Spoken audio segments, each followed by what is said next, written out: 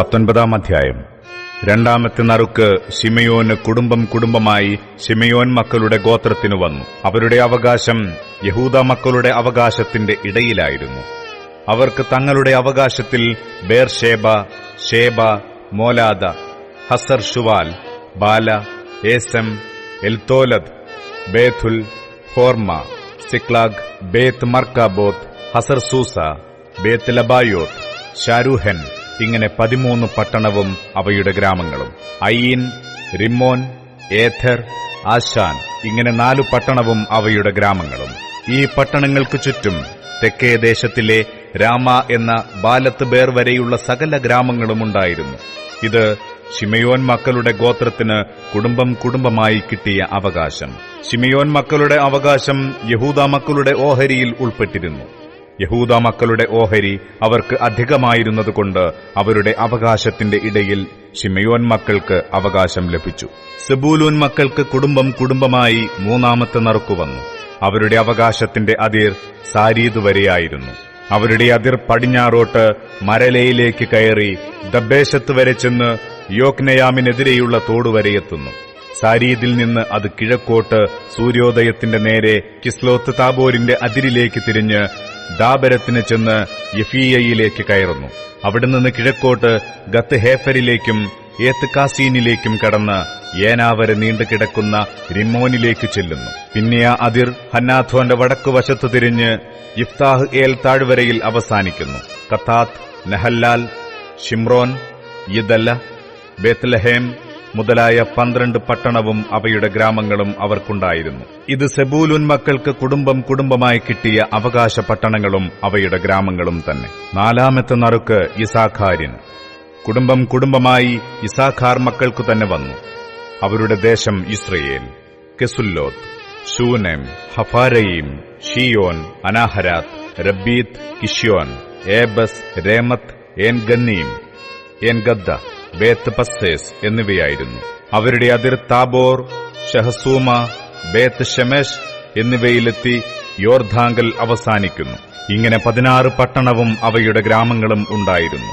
ഇത് യിസാഖാർ മക്കളുടെ ഗോത്രത്തിന് കുടുംബം കുടുംബമായി കിട്ടിയ അവകാശം. ഈ പട്ടണങ്ങളും അവയുടെ ഗ്രാമങ്ങളും തന്നെ. ആശേർ മക്കളുടെ ഗോത്രത്തിന് കുടുംബം കുടുംബമായി 5-ാമത്തെ നറുക്കു വന്നു. അവരുടെ ദേശം ഹെൽക്കത്ത്, ഹലി, ബേത്തൻ, അക്ഷാഫ്, അല്ലമെലക്, അമാദ്, മിഷാൽ എന്നിവയായിരുന്നു. അത് പടിഞ്ഞാറോട്ട് കർമ്മേലും ഷീഹോർ ലിബ്നാത്തും വരെ എത്തി.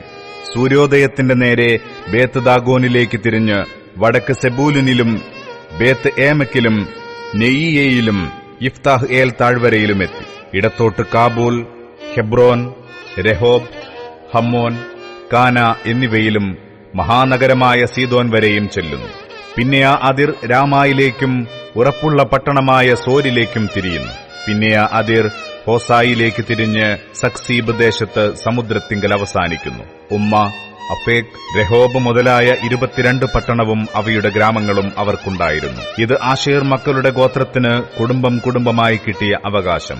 ഈ പട്ടണങ്ങളും അവയുടെ ഗ്രാമങ്ങളും തന്നെ. 6-ാമത്തെ നറുക്ക് നഫ്താലി മക്കൾക്ക്. കുടുംബം കുടുംബമായി നഫ്താലി മക്കൾക്ക് തന്നെ വന്നു. അവരുടെ അതിർ ഹേലഫും സാനന്നീമിലെ കരുവേലകവും തുടങ്ങി അദാബീനേക്കബിലും യബ്നോലിലും കൂടി ലക്കും വരെ ചെന്ന് യോർധാങ്കൽ അവസാനിക്കുന്നു. പിന്നെ ആ അതിർ പടിഞ്ഞാറോട്ട് അസ്നോത്ത് താബോരിലേക്ക് തിരിഞ്ഞ് അവിടെ നിന്ന് ഹുക്കോക്കിലേക്ക് ചെന്ന് തെക്ക് വശത്ത് സെബൂലിനോടും പടിഞ്ഞാറ് വശത്ത് ആശേരിനോടും കിഴക്കുവശത്ത് യോർധാന്യ യഹൂദായോടും തൊട്ടിരിക്കുന്നു. ഉറപ്പുള്ള പട്ടണങ്ങളായ സിദ്ദീം, സേർ, ഹമ്മത്ത്, രക്കത്ത്, കിന്നേരത്ത്, അദമ, രാമ, ഹാസോർ, കേദശ്, എദ്രയി, ഏൻ ഹാസോർ, യിരോൻ, മിഗ്ദൽ ഏൽ, ഹാരേം, ബേത്ത് അനാത്ത്, ബേത്ത് ഷേമെഷ്, ഇങ്ങനെ 19 പട്ടണങ്ങളും അവയുടെ ഗ്രാമങ്ങളും. ഇവ നഫ്താലി മക്കളുടെ ഗോത്രത്തിന് കുടുംബം കുടുംബമായി കിട്ടിയ അവകാശത്തിലെ പട്ടണങ്ങളും ഗ്രാമങ്ങളും തന്നെ. ദാൻ മക്കളുടെ ഗോത്രത്തിന് കുടുംബം കുടുംബമായി 7-ാമത്തെ നറുക്കു വന്നു.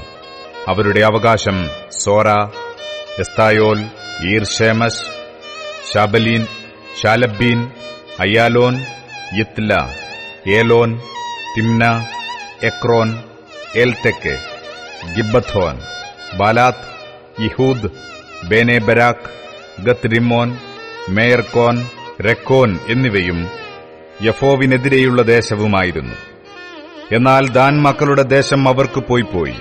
അതുകൊണ്ട് ദാൻ മക്കൾ പുറപ്പെട്ട് ലേശമിനോട് യുദ്ധം ചെയ്ത് അതിനെ പിടിച്ച് വാളിന്റെ വായ്ത്തലയാൽ സംഹരിച്ച് കൈവശമാക്കി അവിടെ പാർത്തു.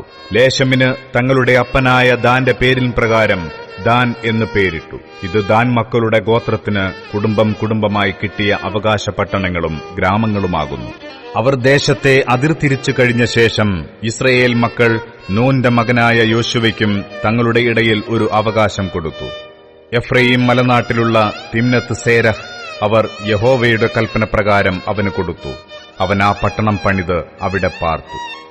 ഇവ പുരോഹിതനായ എലയാസാരും നൂന്റെ മകനായ യോശുവയും ഇസ്രയേൽ മക്കളുടെ ഗോത്രപിതാക്കന്മാരിൽ പ്രധാനികളും ശീലോവിൽ സമാഗമന കൂടാരത്തിന്റെ വാതിൽക്കൽ യഹോവയുടെ സന്നിധിയിൽ വെച്ച് ചീട്ടിട്ട് അവകാശമായി വിഭാഗിച്ചു കൊടുത്ത അവകാശങ്ങളാകുന്നു.